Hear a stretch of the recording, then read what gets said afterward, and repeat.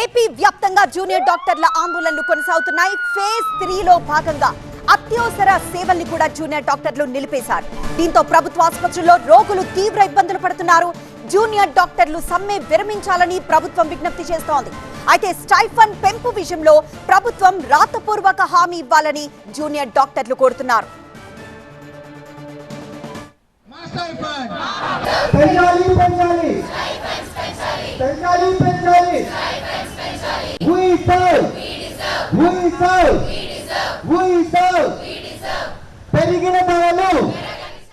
Junior డాక్టర్ల ఆందోళన 10వ రోజుకి చేరింది.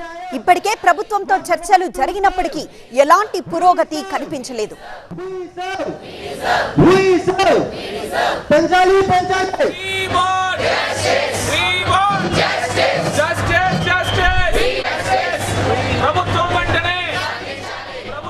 ఏపీలో 9,500కు పైగా జూనియర్ డాక్టర్లున్నారు. అయితే కేవలం 10% మంది మాత్రమే విధులకు హాజరవుతున్నారు. అత్యవసర సేవల్ని కూడా జూనియర్ డాక్టర్లు నిలిపివేయడంతో ప్రత్యామ్నాయ ఏర్పాట్లపై వైద్య శాఖ ఫోకస్ పెట్టింది. ఆసుపత్రుల్లోని చిన్న పిల్లల విభాగాలు, అత్యవసర వార్డుల్లో మందులు, ఆక్సిజన్ కొరత లేకుండా ప్రభుత్వం ప్రత్యేక చర్యలు చేపట్టింది. 2009 జీవో 2022లోనే రద్దయిందని వైద్య శాఖ అంటూ ఉంటే, రద్దు చేసిన పాత జీవో ప్రకారం ఈ ఒక్కసారికి ఖచ్చితంగా 15% స్టైఫండ్ పెంచాలని జూనియర్ డాక్టర్లు కోరుతున్నారు. 15% పెంచేందుకు ఆర్థిక శాఖ విముఖత చూపిస్తోంది. ఏటా క్రమంగా 3% స్టైఫండ్ పెంపును విద్యాశాఖ ప్రతిపాదించింది. అయితే 2 ఏళ్లకొకసారి 15% పెంచుకుంటూ పోతే అసిస్టెంట్ ప్రొఫెసర్ల కన్నా స్టైఫండ్ పెరుగుతుందని వైద్య ఆరోగ్య శాఖ అధికారులు వివరిస్తున్నారు. ఈసారి 15% పెంచితే వచ్చే సంవత్సరం నుంచి ప్రతి ఏటా 3% ఆటోమేటిక్ హైక్ కి ఒప్పుకుంటామని జూనియర్ డాక్టర్లు చెప్తున్నారు.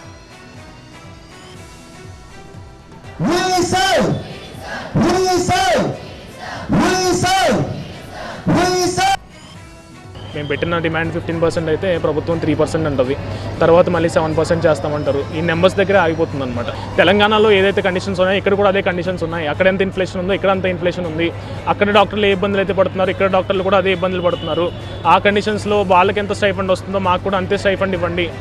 ప్రభుత్వం మేము దాన్ని మీరు కన్సిడర్ చేయండి అని కంటిన్యూస్గా మేము ప్రభుత్వాన్ని అయితే అడుగుతున్నాం. కాకపోతే ప్రభుత్వం కేరళలో తక్కువ వస్తుంది, తమిళనాడులో తక్కువ వస్తుంది అన్నట్టుగా మాట్లాడుతున్నారు. అక్కడ కండిషన్స్ వేరండి, ఇక్కడ కండిషన్స్ వేరు. అక్కడ ఇన్ఫ్రాస్ట్రక్చర్ ఉంది వేరు, ఇక్కడ ఇన్ఫ్రాస్ట్రక్చర్ వేరు. వాటన్నిటిని వాళ్ళ డ్యూటీ అవర్స్ కూడా డిఫరెంట్గా ఉంటాయి. సో వాటన్నిటిని కన్సిడర్ చేసుకుని మేము ఎంతైతే శ్రమ పడుతున్నామో ఆ శ్రమకు తగ్గ గుర్తింపు ఇవ్వండి, శ్రమకు తగ్గ ఫలితం ఇవ్వండి అని ప్రభుత్వాన్ని అయితే మేము కంటిన్యూస్గా అడగడం జరుగుతుంది. 3 డిమాండ్లు. మొదటగా ఏమైతే ఉందో మా స్టైఫండ్ హైక్ అనేది ఈ 2026 జనవరి 1 నుంచి రివైజ్ చేసి మాకు రావాల్సిన హైక్ ఏదో మాకు ఇవ్వాలని కోరుకుంటున్నాము. రెండో డిమాండ్ రిటైర్మెంట్ ఏజ్ ఏదైతే 65కి పెంచాలని నిర్ణయించుకుంటుందో ప్రభుత్వం, దాన్ని తక్షణమే ఖండిస్తూ మాకు అది సమ్మతం కాదని మేము తెలియజేస్తూ మాది రెండో డిమాండ్ అండి. మూడో డిమాండ్ ఏమనగా ఎంఎస్సీ పిహెచ్డి వాళ్ళకి ఎన్ఎంసీ నామ్స్ ప్రకారం వాళ్ళకి ఇవ్వాల్సిన పరిమితిలోనే వాళ్ళకి ప్రభుత్వ మెడికల్ కళాశాలలో ఉద్యోగాలు ఇవ్వాలంటూ మేము కోరుకుంటున్నాము.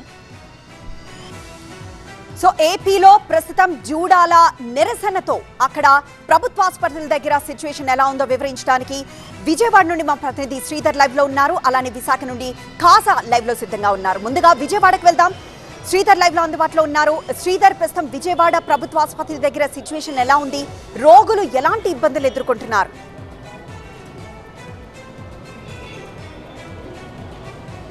ఇక్కడ విజయవాడ పరిస్థితి చూసుకుంటే మాత్రం రోగులైతే ఇప్పుడు ఇబ్బందులు ఎదుర్కోవట్లేదని చెప్పొచ్చు. ఎందుకంటే ముందుగానే ఇటు హెల్త్ సెక్రటరీ, ఇటు కలెక్టర్లతో పాటు ఇటు వైద్య కళాశాల ప్రిన్సిపల్, సూపరింటెండెంట్ల సమీక్షా సమావేశం నిర్వహించారు.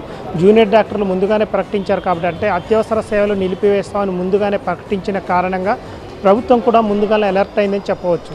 మొత్తం కూడా ఇటు వైద్య కళాశాల ప్రిన్సిపల్ కానీ, సూపరింటెండెంట్ కానీ, వారికి అనుబంధంగా ఉన్నటువంటి వాళ్ళకి దగ్గర అందుబాటులో ఉన్నటువంటి ప్రైవేట్ మెడికల్ కళాశాలలో ఉన్నటువంటి పీజీలను కానీ, డాక్టర్లు కానీ ఇక్కడికి పిలిపించుకున్న పరిస్థితులు నెలకొన్నాయి. అదేవిధంగా డాక్టర్లు సెలవులో ఉన్న దీర్ఘకాలిక సెలవులు కానీ, తాత్కాలిక సెలవులో ఉన్న డాక్టర్లను కూడా వెనక్కి పిలిపించి ఇక్కడ పేషెంట్కి ఎలాంటి ఇబ్బందులు లేకుండా ఇక్కడ డయాలసిస్ పేషెంట్లు కానీ, చిన్నపిల్లలు కానీ, అదేవిధంగా రక్త ఆక్సిజన్ కానీ పూర్తిగా అందుబాటులో ఉండే విధంగా మాత్రం చర్యలు తీసుకున్న పరిస్థితులు నెలకొన్నాయి. ఇక్కడ పరిస్థితి చూసుకుంటే మాత్రం ఎట్లాంటి ఇబ్బందులు లేవని చెప్పొచ్చు. అంటే ఇప్పటికీ 3వ రోజు అత్యవసర సేవలు నిలిపివేశారు. ఇంకా ముందు కనుక పెరిగితే మాత్రం కొంత ఇబ్బందికర పరిస్థితులు ఏర్పడే అవకాశం ఉంది. కానీ ఇప్పటివరకు అయితే మాత్రం ఇక్కడ పేషెంట్కి మాత్రం ఎట్లాంటి ఇబ్బందులు లేదని చెప్పవచ్చు. ఎందుకంటే ప్రభుత్వం ముందుగానే చర్యలు తీసుకున్న కారణంగా ఇక్కడ ఆసుపత్రిలో వచ్చే రోగులకు మాత్రం ఎట్లాంటి ఇబ్బంది లేకుండా సౌకర్యంగానే ఉందని చెప్పుకోవచ్చు.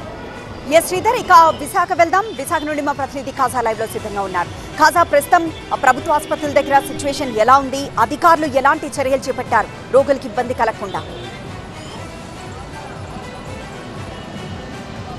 జూనియర్ డాక్టర్ల సమ్మె 10వ రోజుకు చేరుకోవడంతో అధికారులు కూడా ప్రత్యామ్నాయ చర్యల్లో ఇప్పటికే ఉన్నారు. ఎందుకంటే ముందుగానే అత్యవసర సేవలు బహిష్కరిస్తున్నట్టుగా ప్రకటించారు. ఆ తర్వాత 3 రోజులుగా అత్యవసర సేవలకు కూడా బహిష్కరించి ఆందోళనను జూనియర్ డాక్టర్లు ఉధృతం చేశారు. ఈ నేపథ్యంలోనే వైద్యాధికారులంతా అప్రమత్తమయ్యారు. ప్రధానంగా బోధన ఆసుపత్రిలో ఆంధ్ర మెడికల్ కాలేజీ పరిధిలో ఉన్న కింగ్ జార్జ్ ఆసుపత్రిలో దాదాపుగా 55 మంది ప్రత్యామ్నాయంగా వైద్యులను రప్పించి 3 రోస్టర్ పద్ధతిలో ఆయా వార్డుల్లో ప్రధానంగా ఎమర్జెన్సీతో పాటు ఐసీయూ సేవల్లో వాళ్ళ సేవలను వినియోగిస్తున్నారు. మరోవైపు ఎవరైతే ఎఫ్ఎంజీ ఫారెన్ మెడికల్ గ్రాడ్యుయేట్స్ ఎవరైతే ఉన్నారో వారి సేవలను కూడా కేజీహెచ్లో వినియోగిస్తున్నారు. దీంతోపాటు కేజీహెచ్లో దాదాపుగా 1200 మందికి పైగా ఇన్పేషెంట్లు ఉన్నారు. దీంతో వారికి వైద్య సేవల్లో ఎల్లప్పుడూ కూడా దాదాపుగా సీనియర్లతో పాటు జూనియర్ డాక్టర్లు దాదాపుగా 1000 మందికి పైగా సేవలు ఉంటారు. వారు అత్యవసర వైద్య సేవలతో పాటు ఐసీయూ అలాగే ఎమర్జెన్సీ సర్జరీలు డిపార్ట్మెంట్లో కూడా జూనియర్ డాక్టర్లు కీలక పాత్ర పోషిస్తారు. అయితే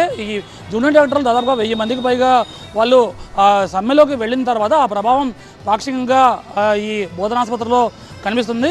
కింగ్ జార్జ్ ఆసుపత్రితో పాటు అనుబంధ బోధనాసుపత్రులైన ఈఎన్టీ మెంటల్ కేర్ ఆసుపత్రి అలాగే ప్రసూతి ఆసుపత్రి రాణి చంద్రదేవి ఆసుపత్రితో పాటు ఇంకా ఈ చెస్ట్ ఆసుపత్రిలో కూడా ఈ పరిస్థితి ప్రభావం కనిపిస్తుంది పాక్షికంగా. అయితే ఏదైతే ఈ సమ్మె తరువాత బయట ఈ ప్రచారం పూర్తి స్థాయిలో వెళ్ళిన తర్వాత ఈ జూడాలు సమ్మెలో వెళ్ళారన్న విషయం తెలుసుకున్న తర్వాత ఎవరైతే రెగ్యులర్గా రోగులు వస్తుంటారో వాళ్ళు ఓపీ సేవలు పూర్తిగా వాళ్ళు రోగులు రావడం లేదు. ఎందుకంటే సాధారణ సమయాల కంటే దాదాపుగా 20 నుంచి 30% ఓపీ అనేది తగ్గిపోయింది. దీంతోపాటు ఇన్పేషెంట్ల సంఖ్య క్రమంగా తగ్గిపోతుంది. ఎందుకంటే సేవలు ఆ స్థాయిలో అంటే సాధారణ సమయంలో అందుతున్నంత సేవలు ఆ స్థాయిలో అందడం లేదన్న ఒక ఆందోళన అయితే రోగుల్లో వ్యక్తమవుతుంది. దీంతో ఎవరైతే సుదూర ప్రాంతాల నుంచి కేవలం విశాఖ నుంచి కాక ఉత్తరాంధ్ర జిల్లాల నుంచి కేజీహెచ్కి భారీగా రోగులు వైద్య సేవలు పొందేందుకు వస్తూ ఉంటారు. ఈ సమ్మె నేపథ్యంలో వారంతా కూడా రావడం లేదు. సాధారణ సమయం కంటే ఇది దాదాపుగా 20 నుంచి 30% వరకు రోగుల రాకని తగ్గిపోయింది. ఇన్పేషెంట్ల సంఖ్య కూడా క్రమంగా తగ్గిపోతుంది. ఈ ఎమర్జెన్సీ సేవల్లో కూడా దాదాపుగా ప్రతిరోజు 250 మంది వరకు కేజీహెచ్కి వస్తుంటారు. ఇప్పుడు చూస్తే రోజుకు ఈ సమ్మె తర్వాత రోజుకు 100 నుంచి 150 మాత్రమే వస్తున్నారు. మొత్తం మీద ఈ జూనియర్ డాక్టర్ల సమ్మె పాక్షికంగా ఉన్నప్పటికీ ప్రత్యామ్నాయ ఏర్పాట్లో ఉన్నారు వైద్యాధికారులు. సో ఎమర్జెన్సీ సేవలు పూర్తిగా నిలిచిపోవడంతో కర్నూలులో కూడా పేషెంట్స్ తీవ్ర ఇబ్బందులు పడుతున్నారు. కర్నూలులో ప్రస్తుత పరిస్థితిని మా సీనియర్ కరెస్పాండెంట్ నాగిరెడ్డి అందిస్తారు. జూనియర్ డాక్టర్ల సమ్మె కారణంగా కర్నూలు ప్రభుత్వ ఆసుపత్రిలో వైద్య సేవలు పూర్తిగా స్తంభించిపోయాయి. అత్యవసర వైద్య సేవలు సైతం నిలిచిపోయిన పరిస్థితి ఉంది. కొన్ని వందలాది మంది జూనియర్ డాక్టర్లు పూర్తిగా సమ్మెలోకి వెళ్లడంతో ఈ పరిస్థితి నెలకొంది. వాస్తవంగా కర్నూలు ప్రభుత్వ ఆసుపత్రిలో ప్రధాన వైద్యులు ఎవరు కూడా సరిగా చూడరనే పేరుంది. అయితే మొత్తం వైద్యం అంతా కూడా జూనియర్ డాక్టర్లపైనే ఆధారపడిన పరిస్థితి ఉంది. ఇలాంటి పరిస్థితుల్లో జూనియర్ డాక్టర్లు అందరూ కూడా సమ్మెలోకి వెళ్ళడంతో పూర్తిగా సేవలన్నీ కూడా స్తంభించిపోయిన పరిస్థితి ఉంది. ప్రస్తుతం మనం కర్నూలు ప్రభుత్వ ఆసుపత్రిలోని క్యాజువాలిటీలో ఉన్నాము. ఇది అత్యవసర వైద్య చికిత్స అందాల్సిన ప్రాంతం ఇది. అయితే ఇక్కడ చూస్తున్నాం ఎవరు కూడా డాక్టర్లు లేని ఒక్క డాక్టర్ కూడా లేని పరిస్థితి ఉంది. అందరూ కూడా నర్సులే ఉన్నారు. నర్సుల ద్వారానే పూర్తిగా వైద్యం అందుతున్న పరిస్థితి ఉంది. ఎప్పటికప్పుడు స్పెషలిస్ట్ డాక్టర్లు ఇక్కడ అందుబాటులో ఉండాలి. కానీ ఏ ఒక్క డాక్టర్ కూడా ఇప్పుడు అందుబాటులో లేని పరిస్థితి మనకు స్పష్టంగా కనిపిస్తుంది. జూనియర్ డాక్టర్లు ఒకవేళ ఉండింటే వాళ్ళే ఇదంతా చూసుకునేవాళ్ళు. కానీ వాళ్ళందరూ కూడా సమ్మెలో ఉండడంతో ఈ పరిస్థితి ఏర్పడింది. గత కొన్ని రోజులుగా వాళ్ళు సమ్మెలోకి వెళ్ళడంతో పూర్తిగా సేవలన్నీ కూడా స్తంభించాయి. నెలవారీగా స్టైఫండ్ చెల్లించాలని అదేవిధంగా స్టైఫండ్ పెంచాలనే డిమాండ్ జూనియర్ డాక్టర్లు గత కొన్ని రోజులుగా వ్యక్తం చేస్తున్న పరిస్థితి ఉంది. ఇప్పటికైనా జూనియర్ డాక్టర్ల సమస్యలు పరిష్కరించేంత వరకు ఈ సమస్యలు ఇలాగే కొనసాగే అవకాశాలు కనిపిస్తున్నాయి. ప్రభుత్వ ఆసుపత్రికి అనుబంధంగా కర్నూలులోనే ప్రాంతీయ కంటి ఆసుపత్రితో పాటు క్యాన్సర్ హాస్పిటల్ కూడా ఇదే ప్రాంతంలో ఉంది. మొత్తం ఈ 3 ఆసుపత్రుల్లో కూడా అత్యవసర వైద్య సేవలన్నీ కూడా నిలిచిపోయిన పరిస్థితి ఉంది. తక్షణమే దీనిపై దృష్టి సారించాల్సిన అవసరం అయితే కనిపిస్తోంది. గవర్నమెంట్ హాస్పిటల్ నుంచి కెమెరా పర్సన్ వీరేష్తో నాగిరెడ్డి, TV9 కర్నూలు.